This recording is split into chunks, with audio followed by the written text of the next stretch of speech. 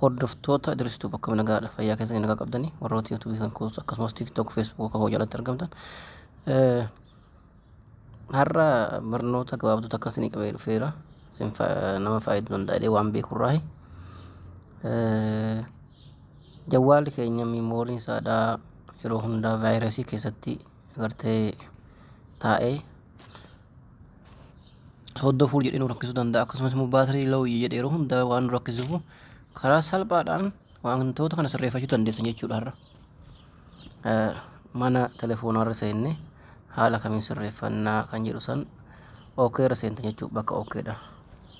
Bakka bilbilatti barreessinu irratti seenneeti najmaa goonaa murabbaa goonee 99 duwwaa yookaan immoo kokkobii yookaan immoo urjii gooneeti. Urjii goonee masalaal fayyadamna. Saniin booda 99 duwwaa goona. Maalti fayyadamna xumura irratti masalaalii itti dhoonna jechuudha.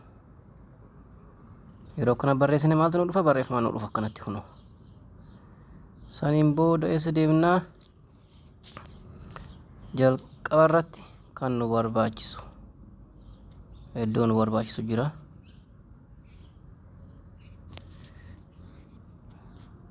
Light distance logis kan jedhu kana iddoo kana jechuudha gartanii asirratti dab status light dab status kan jedhu kanarratti isa irratti dhoonna. Light success jedha jechuudha. Vaayirasooti yoo jiraatan sinii galee yoo vaayirasooti jiraatan hunda isaadha akka kanatti nurraa balleessa jechuudha. Vaayirasiin jawwaala keenya keessa jiraate haala salphaa ka'een haala kanaan sirreessina jechuudha.